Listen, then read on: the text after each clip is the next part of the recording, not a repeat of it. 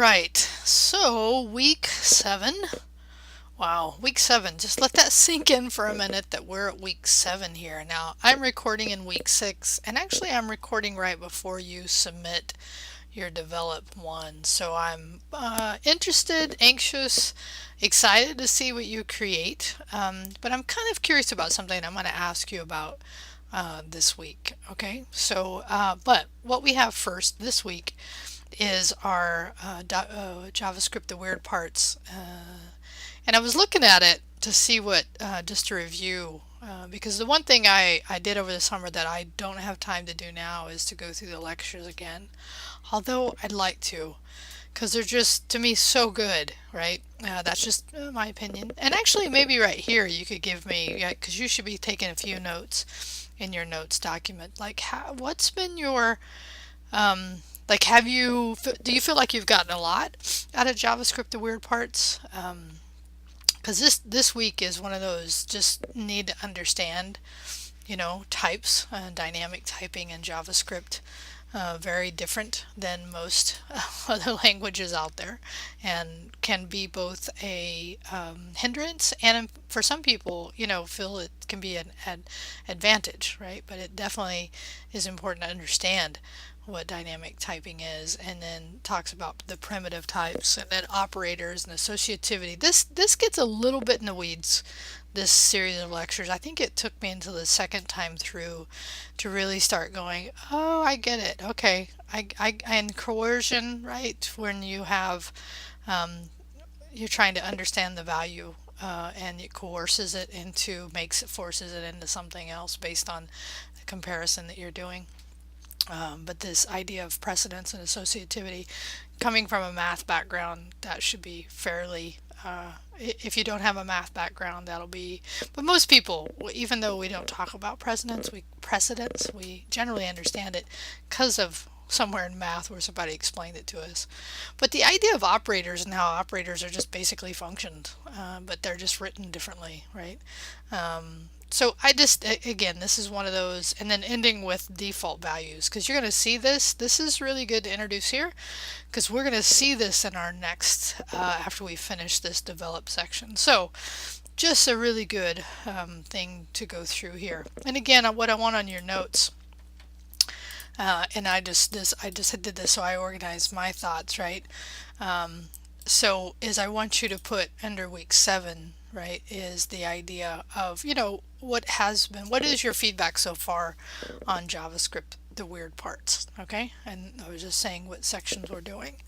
So the thing you need to do here, and I guess I didn't write it in my summary, but I wrote it in the content, is you now need to integrate your design into your JavaScript, the word parts files. So I spent some time today actually playing around with my design and realizing that because I'm new to CSS Grid, that I really have a little ways to go to really use it the way I want to. But I was able to at least flex my muscle a little bit. And so what I ended up doing, for me, like here was what I ended up changing about the files we did last week in my free code camp, was I ended up making this kind of like, and it kind of logically looks like it's going to become a menu, right? But then I added the home in here because it just makes sense. It's like, because I don't have really a place to send one place to the apply and to the develop, but I do home, right? And then placing these underneath. What I want to do is play with this a little more. But I think each week what I'm hoping is that you take this to the next level.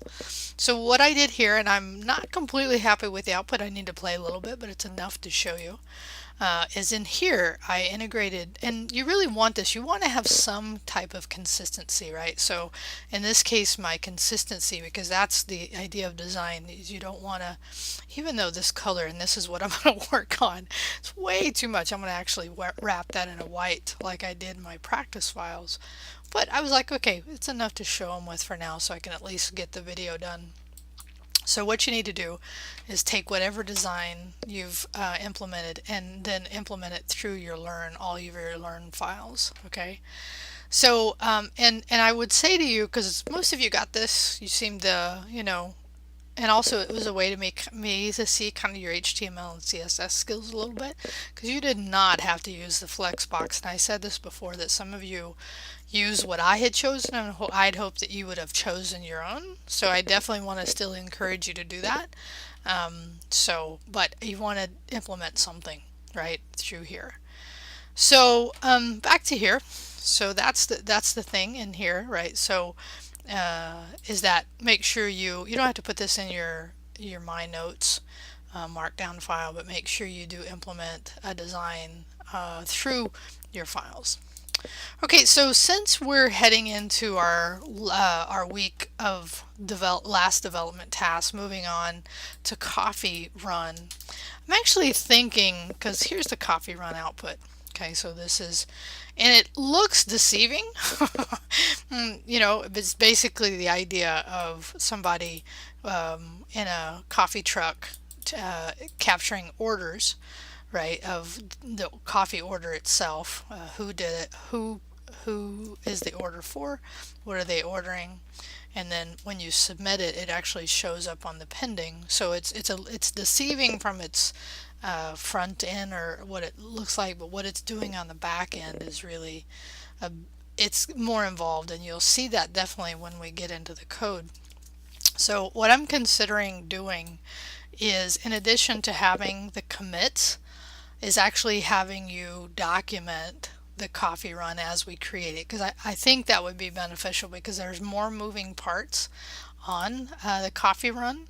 So if I go into the apply and I look at the coffee run in the index file, and actually that's, there's some bootstrap here that I have different opinions about bootstrap, but the important part here is the script, right? So here's our main JS. So I think because this is more involved, and these ideas, if you continue on with JavaScript, are going to be important for you to understand, is how, because this is the beginning, so we're taking the idea, and I may have said this before, and I think I did, of having these functions, right? So you have functions that do, discrete amounts of work, to where you have modules that handle discrete amounts of function. And this is really important to understand if once you move. Hopefully I see most of you in CIT94, which is Node, because this is definitely heading that direction, the way this one is going to be done. So here's what I'm considering, and here's what I want your feedback on. Is I'm considering, actually, and I said it before, so I just want you to think about this, is adding documentation into your coffee run. Okay, so as you do it, summarizing what each thing is doing, because when you go to create something of your own that's built on the coffee run concepts, it will definitely be helpful for you not to have to go back through the book, because I think coffee run spans, it spans the whole center part of the book, right? So anyway, give me your feedback about that, right? So give me your feedback about that. And here's the other thing I want you to say about, because you will have at this point gone through completing your HTML and CSS part of your develop one, is were you surprised? Were you surprised at your HTML and CSS skills? Did you feel like, when you came in, because this is obviously nothing we focused on this course, the idea was that you came in with some, or you level up pretty quickly. So how do you feel about your ability to create something last week? I'd like to know that in here. Okay, and so the last thing I'll say here is that Valley Dev Fest. I've said this to you before, but definitely check out, because there's now a more defined schedule out there. It'd be good to check out. So that's the key for this, is for you to complete this, right? So we talked a little about what you were going to have on board for this day, showed you how I integrated a design through there. I still want to work on it, but right, talking about some of these other topics, right? Changes I'm considering making in your feedback. So make sure those get in there, and then do your normal workflow. And then my next task will be my next task will be to create a video for Develop 2. So this one actually I think is going to be easier for me to do because, right? Anyway, we'll see. I need to do that next. So have a great one, and I'll talk to you soon.